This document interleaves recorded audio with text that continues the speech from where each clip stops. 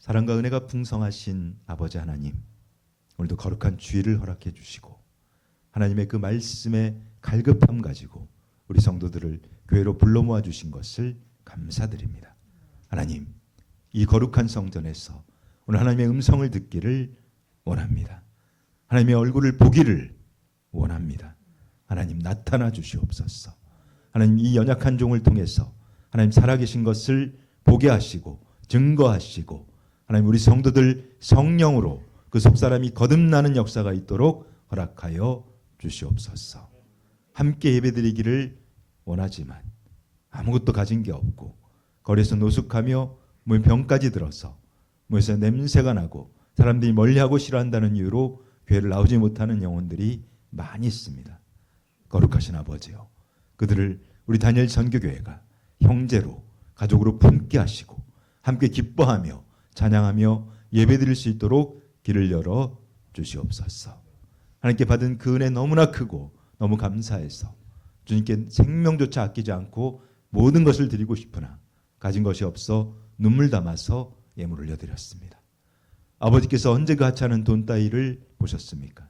우리의 중심 보시는 아버지께서 우리가 드린 예물을 기쁘게 받으시고 아버지 나라 영토 확장 위하여서 마음껏 사용하여 주시옵소서. 우리 연약한 자 다니엘 세우셨습니다. 하나님의 생명과 진리의 말씀을 감히 되어보고자 합니다.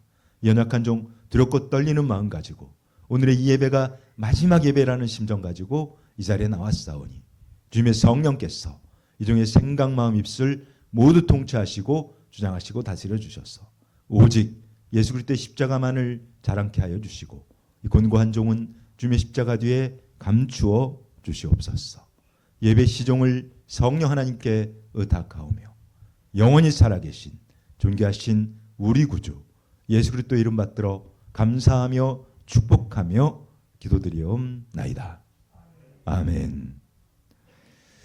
할렐루야. 우리 축복의 인사 나누겠습니다. 반드시 거되어 천국에서 만납시다. 그래요. 여러분 혹시 이 내로남불이라는 말 들어보신 분 계세요? 내로남불? 이 내로남불이 어떤 뜻인지 아시는 분? 그렇죠. 이 내로남불이라고 하는 게 여러분 모습은 사자성어 같은데 이게 사자성어는 아닙니다. 이거는 신조어라고 해서 그 사람들이 만들어낸 말이에요. 근데 이 뜻이 무슨 뜻이냐면 내가 하면 로맨스인데 남이 하면 불륜. 그러니까 이것을 사자성어로 옮기면 아시탑이라고 합니다. 그래서 나는 옳고 타인은 틀렸다. 그래서 이제 이중적인 잣대를 가지고 있는 사람들을 말할 때 이 내로남불이라고 하더라고요. 근데 이 내로남불이 그 어원이 어떻게 되는지 제가 좀 궁금해서 요즘 그 챗GPT라고 하는 AI가 있어요. 그럼 한번 제가 물어봤어요. 이 내로남불의 어원이 어떻게 됩니까? 그랬더니 얘가 알려주더라고요. 2010년도에 정치권에서 이 말이 회자되기 시작하면서 이게 신조어가 생겼다는 거예요. 그만큼 이 세상의 사람들은 이 내로남불이 너무 많다는 거죠. 특별히 이제 정치권이나 이런 데 보면 나는 정말 그 악한 일을 서슴없이 하는데 다른 사람들이 조금만 잘못하면 그것을 지적하고 또 정죄하고 판단하고 뭐 이렇게 하는 것들을 우리가 볼 수 있다는 것입니다. 그런데 너무나 안타까운 것은 우리 교회 안에도 이 교회를 다니는 사람들 중에서도 사실은 이 내로남불하고 있는 사람들을 우리는 너무 많이 보게 된다는 거예요.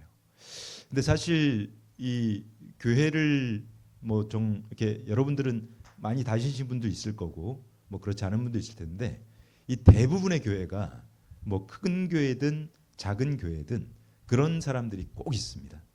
그 보면 이제 어떤 사람들이냐면 자기는 그 대접받기를 너무 좋아하는 거예요. 그러니까 이 집사님들 중에 그런 사람들이 많은데 자기는 교회를 가도 절대 고개 숙이지 않아요. 누구한테도 인사를 안 해. 뭐 장로가 됐든 뭐 심지어 목사가 됐든 뭐 그냥 소 닭 보듯 해. 그런데 젊은 청년들이 자기한테 인사를 안 하면 그걸 막 불쾌하면서 따지는 사람들이 있어요. 야, 너 왜 이렇게 네 가지가 없니? 뭐 이런 식으로 그 사람들을 혼을 내고 뭐 이런 사람들이 있다는 거예요. 그리고 또 이제 교회 가면 그런 유형의 사람들이 많은데 이런 사람들은 이제 교회를 오래 다닌 장로 이런 사람들이 그런 사람이 많아요. 이런 사람들은 그 성도들 중에 그러니까 사역을 안 하는 사람들, 뭐 이를테면 교회 뭐 청소도 하고 설거지도 하고 이 교회 공동체를 위해서 여러 가지 일을 하는 사람들이 많은데 그거를 안 하는 사람들을 보면 계속 지적질하는 거예요. 야, 너는 믿음이 없어서 그렇게 뺀질뺀질거리기만 하고 아무것도 안 하고. 근데 이 사람들 말입니다. 정작 본인한테 어떤 일을 부탁하면 내가 나이가 많아서, 내가 몸이 좀 약해서, 나는 못해. 이런 사람들이 또 많이 있다는 거예요. 그리고 보면 또 이제 권사님들, 그 여자분들은 그런 유형이 많아요. 그러니까 내 거. 그러니까 이 교회 안에는 사실 여러분들 지정석은 없어요. 자리가 지정된 자리가 하나도 없단 말입니다. 근데 꼭 자기는 그 자리에 앉아야 된다는 거예요. 그래서 누가 오면 막 화를 내면서 이 내 자리인데 왜 여기 있어? 뭐 이런 분들이 교회마다 있어요. 교회마다. 그런데 이런 사람들이 바로 내로남불하는 사람들이거든요.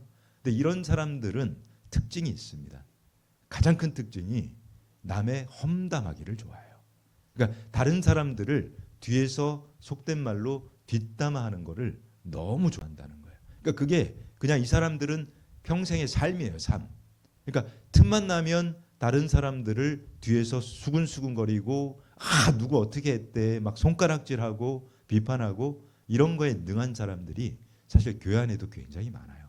근데 이런 사람들은 굉장히 위험합니다. 이게 우리 성경 말씀을 볼까요?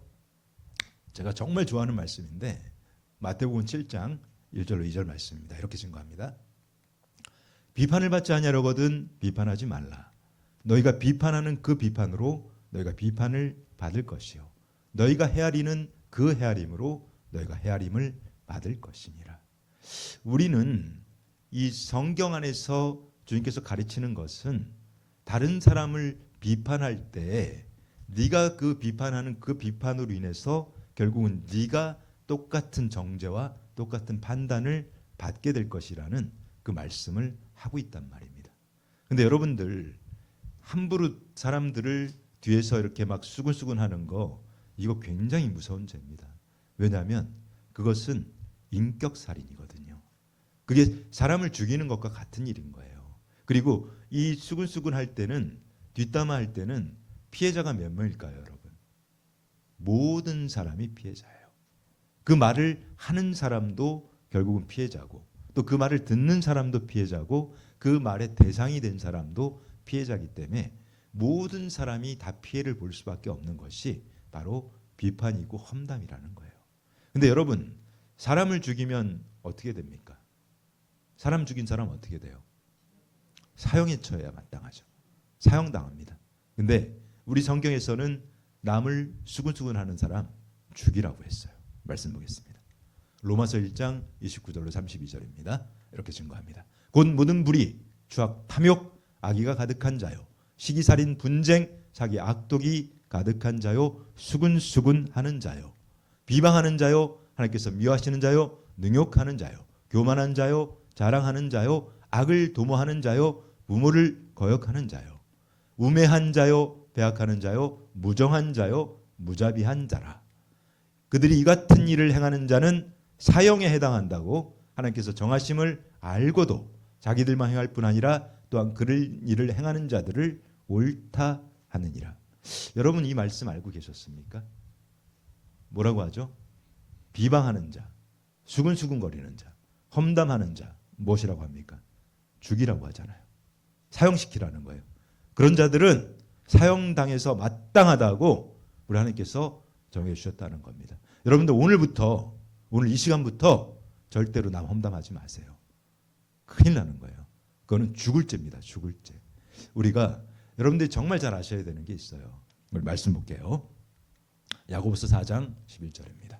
형제들아 서로 비방하지 말라. 형제를 비방하는 자나 형제를 판단하는 자는 곧 율법을 비방하고 율법을 판단하는 것이라. 내가 만일 율법을 판단하면 율법의 준행자가 아니요 재판관이로다. 우리는 여러분 모두가 판단할 자격이 없는 사람들이에요.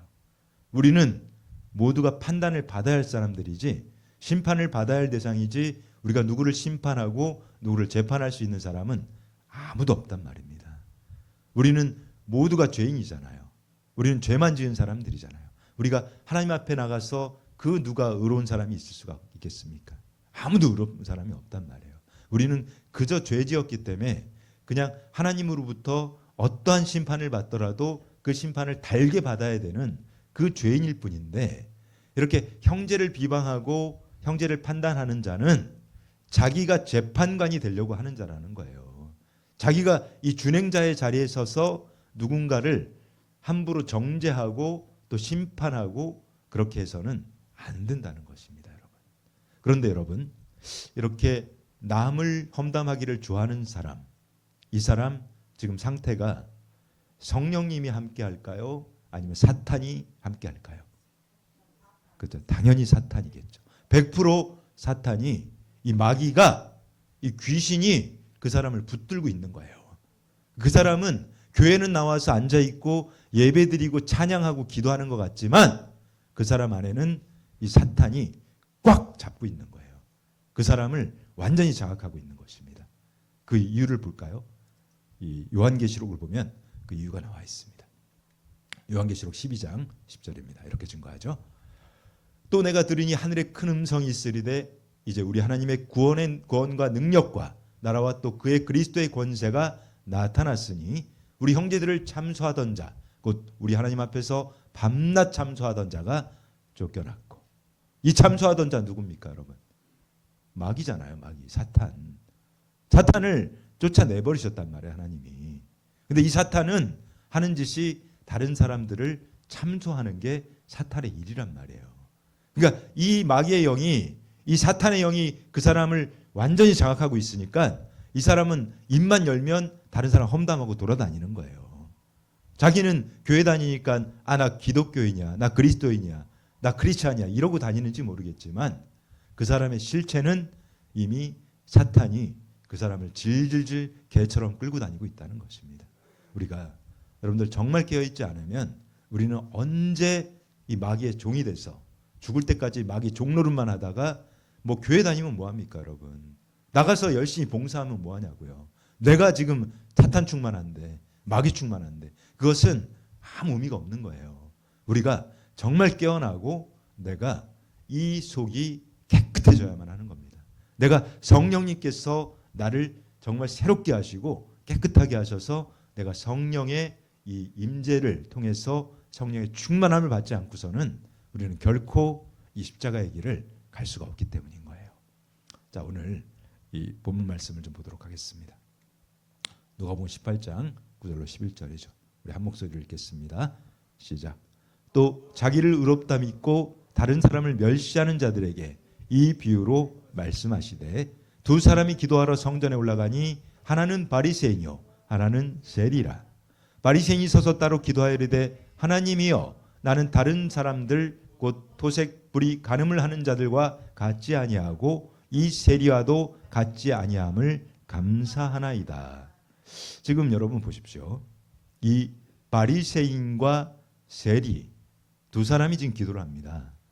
그런데 주님께서 이렇게 말씀하시는 거예요. 자기를 의롭다 믿고 다른 사람을 멸시하는 자들, 그들이 누구죠 지금? 바리새인이에요. 바리새인. 서기관 바리새인. 나만 의롭다고 생각하는 거예요. 근데 여러분 우리 교회 안에도 그런 사람들이 너무 많아요. 천지빛깔이에요. 자기만 의롭다고 생각하는 거예요. 나는 굉장히 거룩하고 나는 의로운 사람이야. 그러니까 자기의 그 종교적인 의로움을 그걸 진짜 의롭은 걸로 착각하고 살아가는 사람들이 너무 많단 말입니다. 그러니까 내가 의롭다고 착각하고 있으니까 다른 사람들을 멸시하는 거예요. 근데 여러분 그걸 아셔야 됩니다. 내가 교회 안에서 열심히 기도하고 정말 하나님의 말씀을 열심히 듣고 하는데 다른 사람들의 이 나쁜 점들이 보일 때가 있을 거예요. 저 집사 저 사람은 왜 저렇게 악한 모습을 가지고 있을까? 그러면 여러분 어떻게 해야 됩니까? 그 사람을 위해서 기도하라는 거예요. 그 사람을 비판하고 뒤에서 험담하라는 게 아니라 그 사람을 위해서 네가 기도할 수 있겠니? 네가 그들을 위해서 좀 기도해 주면 안 되겠니? 그것이 주님의 마음인 것입니다. 그리고 그 사람의 그 악한 모습을 통해서 너 자신을 돌아보라는 거예요. 왜냐하면 그 악한 모습이 곧 나의 모습이거든요. 내가 그보다 더 악할 수 있거든요.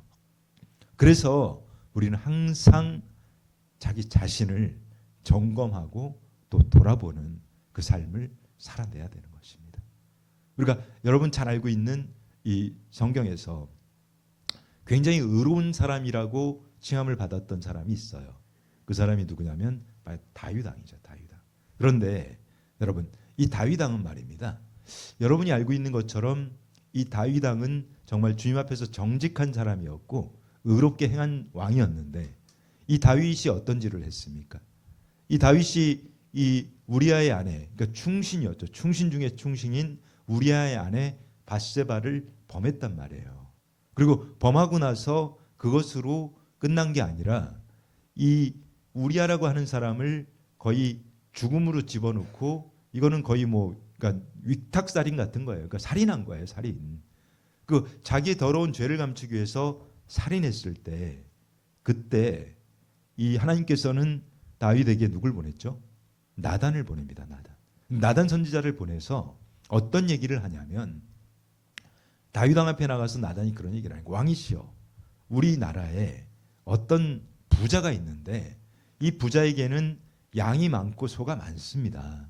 그런데 이 부자라는 자가 그 옆에 아주 가난한 사람이 살고 있는데 그 사람에게는 양이 한 마리가 있습니다. 근데 이 암양 새끼 한 마리가 있는데 이 사람에게는 그 양이 친딸과 같아요. 그런데 이 부자라는 놈이 하루는 그 암양 새끼를 빼앗아서 그걸 가지고 다른 사람에게 대접을 했다는 거예요. 그러면서 이 다윗에게 묻는 겁니다. 이 자를 어떻게 해야 됩니까, 왕이시여? 그때 다윗이 뭐라고 했죠? 이런 쳐 죽일 놈이 있나? 당장 쳐 죽여야지. 죽이라는 거죠. 악한 자니까. 그때 나단이 얘기합니다. 그 자가 바로 당신이요. 그러자 이 다윗은 어떻게 했죠? 회개하고 깨달았단 말이에요. 여러분, 우리가 항상 다른 사람들의 악한 모습이 보일 때는 자기 자신을 돌아보시기 바랍니다.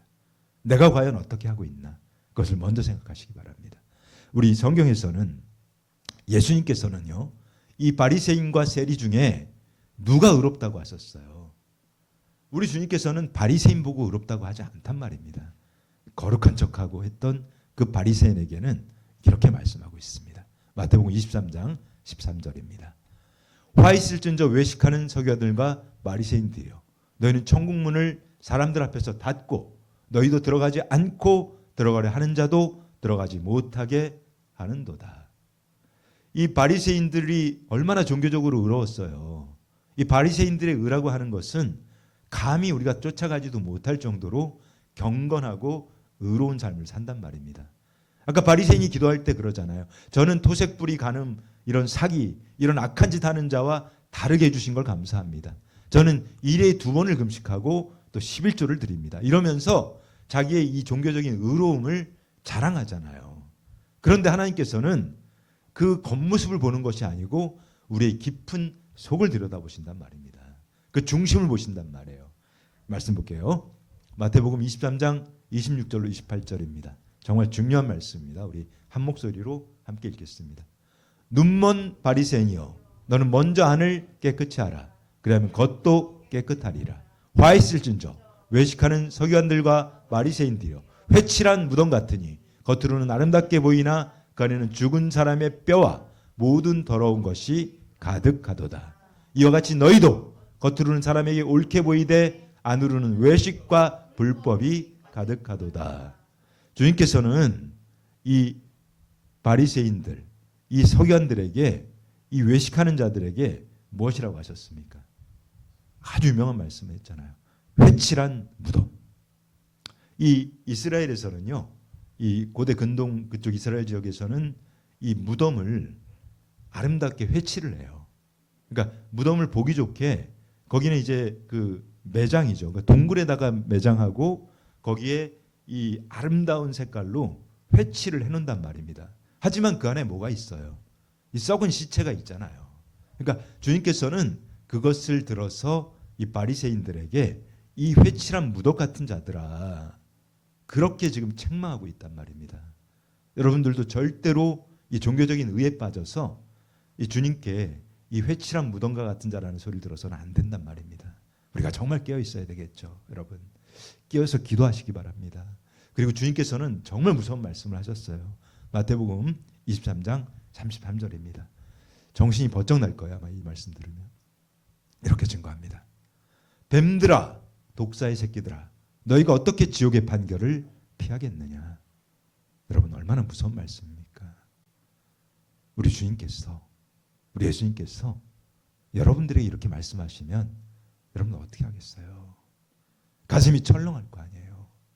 나는 의롭다고 착각하고 있는데, 나는 그래도 교회 열심히 나갔고, 내가 주일 빼먹지 않고 나갔고, 내가 저 옆집 사는 놈은 맨날 술 처먹고 노름하고 악한 짓만 하는데 나는 그래도 교회 다녔는데 괜찮을까? 아니란 말이에요. 그 종교적 의의만 가지고 우리가 이 지옥의 판결을 피할 수가 없단 말입니다. 주님께서는 정말 깨어나라고 하시는 거예요. 제가 사실 월요일부터 좀 이렇게 금식하면서 3일 동안 이제 회개 기도를 좀 드리는 기간이 됐었어요. 근데 제가 이제 왜 금식을 했느냐? 사실 저는 이제 이 바리새인이라서 금식한 건 아닙니다, 여러분. 제가 목회자가 될 때 저는 사실 목회자가 되고 싶은 마음이 전혀 없었어요.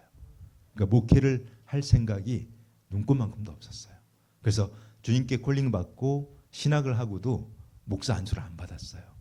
저는 그냥 선교사로 나가서 이 자비랑 선교사로 평생을 그냥 고아들하고 살고 싶은 게 제 마음이었거든요. 근데 주님께서 강권적으로 저를 목사로 세우셨어요.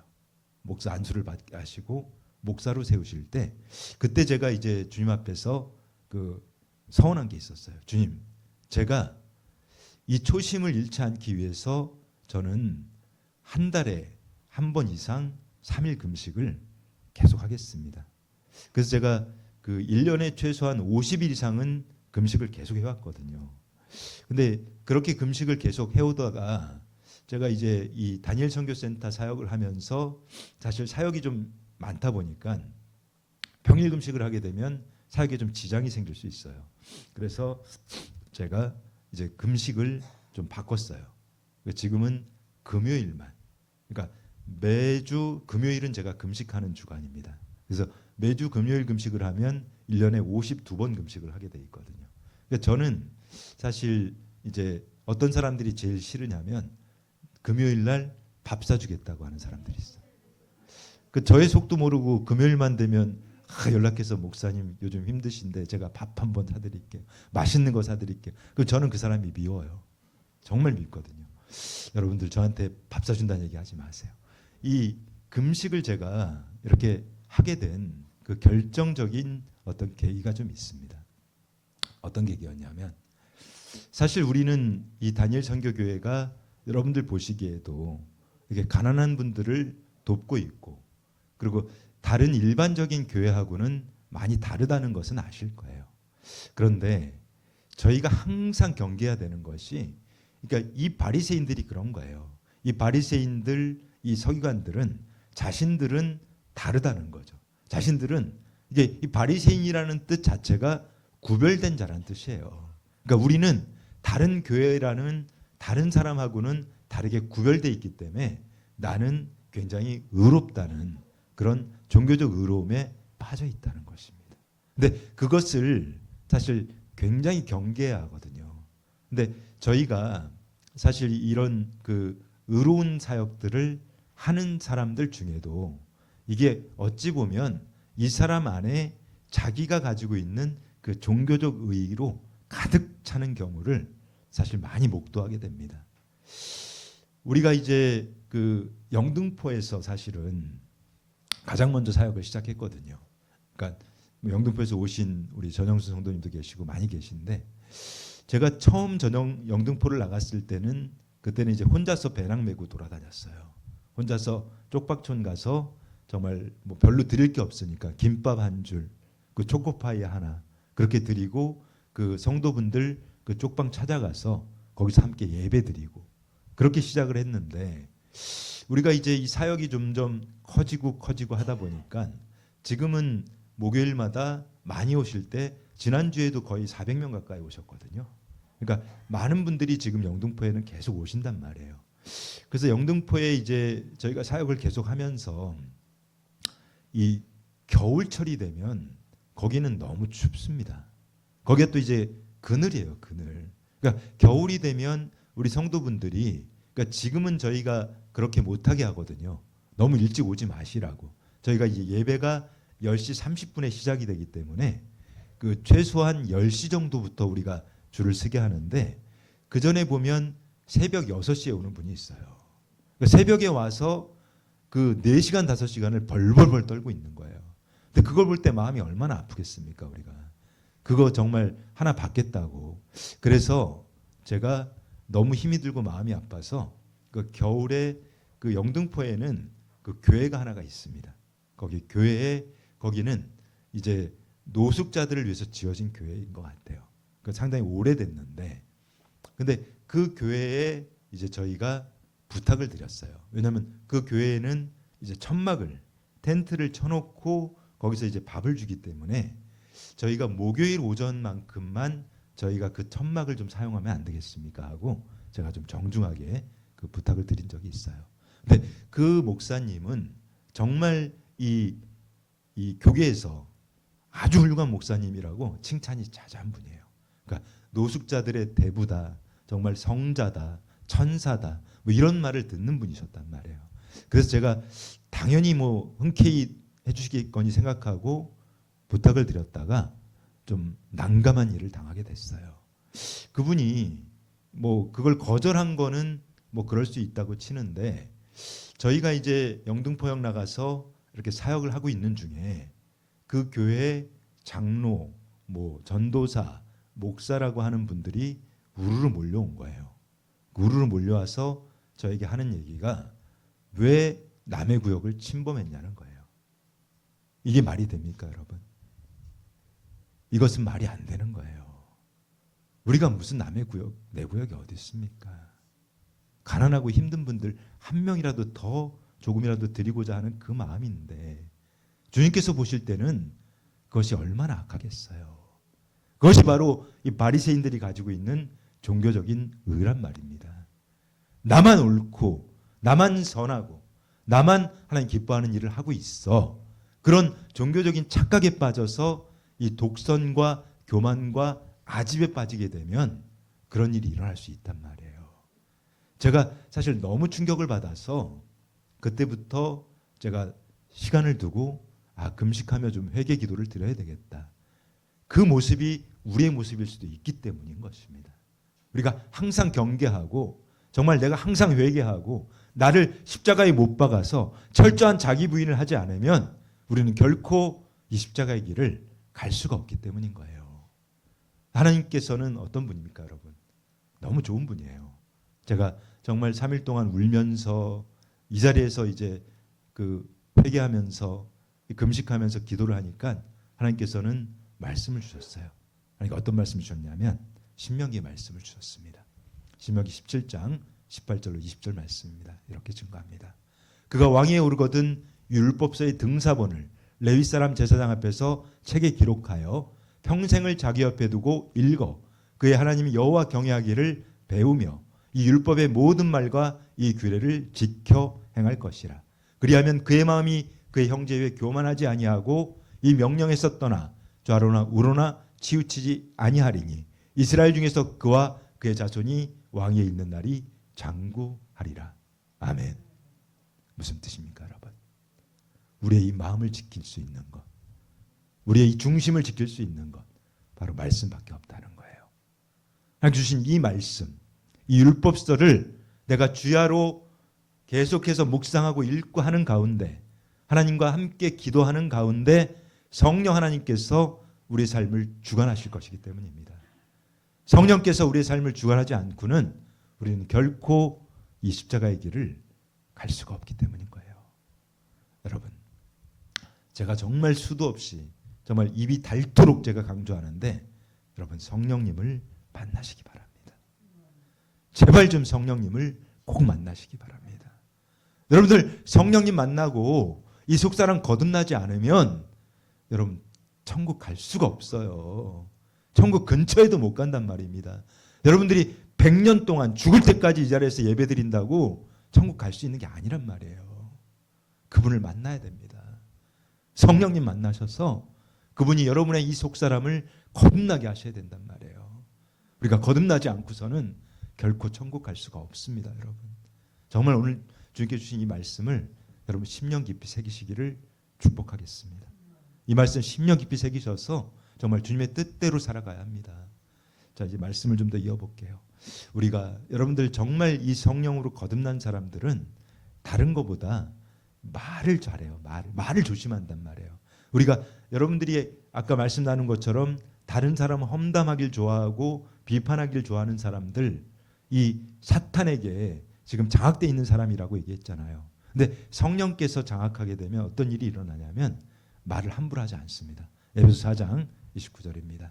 이렇게 진 거예요. 무릇 더러운 말은 너희 입 밖에도 내지 말고 오직 덕을 세우는데 소용되는 대로 선한 말을 하여 듣는 자들에게 은혜를 끼치게 하라. 이것이 하나님의 뜻입니다, 여러분.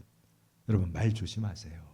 함부로 누구 비판하고 함부로 손가락질하고 함부로 판단하지 마십시오. 아무한테나 함부로 손가락질하다가 그 손가락 부러져요, 여러분. 여러분들 정말 나 자신을 먼저 돌아보셔야 되는 거예요. 내가 항상 주님 앞에서 정결한가? 내가 지금 주님 앞에서 진실한가? 내가 정말 주님 앞에서 진실한 회개를 하고 있는가? 그것을 먼저 돌아보시는 시간 되시기를 축복하겠습니다. 자, 끝으로 말씀 보고 오늘 말씀을 좀 정리할게요. 잠언서 말씀입니다. 정말 중요한 말씀이에요. 잠언서 10장 19절입니다. 우리 함께 읽겠습니다. 말이 많으면 허물을 면하기 어려우나 그 입술을 제어하는 자는 지혜가 있느니라. 의인의 혀는 수는과 같거니와 악인의 마음은 가치가 적으니라.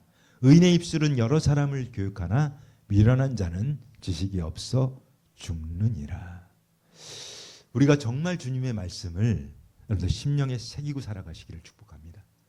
여러분들께서 성령으로 오신 예수님, 그분이 여러분들을 만나면, 여러분들을 거듭나게 하면 여러분들은 변화됩니다. 그 변화되는데 그 가장 먼저 변화되는 것이 바로 여러분의 언어가 바뀌어요. 언어가. 그러니까 지금 세상을 살면서 세상 안에서 평생 동안 남 험담하는 것만 좋아했던 분이 어느 날 그 험담이 사라진단 말이에요. 남을 비판하고 남을 욕하던 그 입술이 변하기 시작한단 말입니다. 우리가 이 의인의 입술은 여러 사람들을 유익하게 하지만 정말 이 악인의 혀는 많은 사람들을 실족시키고 힘들게 한다는 것을 명심하시기 바랍니다. 제가 이 금식 기도를 하고 나서 우리 송사모하고 함께 이제 하나님 말씀을 나누면서 이제 저희가 이제 결혼하기 전부터 이제 지금까지 저희는 이제 애칭이 있어요. 애칭. 저희만의 애칭이 있는데 무엇이라고 부르냐면 저희는 강아지라고 불러요. 강아지. 그러니까 제가 강아지를 참 좋아하는데 강아지 이렇게 부르거든요. 근데 정말 말이 참 중요하구나 하는 것을 이번에 느꼈어요.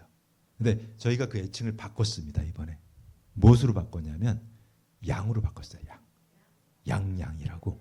이 어린 양. 근데 정말 신기한 게 제가 예전에 이제 송사모에게 강아지 이렇게 할 때는 송사모가 좀 장난도 좀 많이 치고 그리고 좀 짓궂기도 하고 이렇게 까불기도 하고 하던 사람이 제가 양 이렇게 부르니까 정말 순한 양이 됐어요. 너무 착해진 거예요. 이게 여러분 이 말의 힘입니다. 이 말의 힘이라는 게 정말 무서운 거예요. 우리가 어떠한 언어를 쓰고 또 어떠한 말을 하냐에 따라서 우리의 삶이 달라진다는 것입니다. 여러분들 오늘 정말 주님께 주신 이 말씀을 여러분 심령 깊이 새기셔서 우리가 항상 정말 어떠한 일을 하더라도 우리는 바리새인과 같이 자기의 어떤 종교적 의로움, 자기의 그 착각, 교만, 독선, 아집 이런 데 빠져서는 안 됩니다. 항상 나를 돌아보고 항상 내 모습이 어떤지 다른 사람을 조금이라도 험담하고 비판하고 싶은 마음이 들면 그때 거울을 보세요. 거울을. 내 모습부터 보란 말입니다.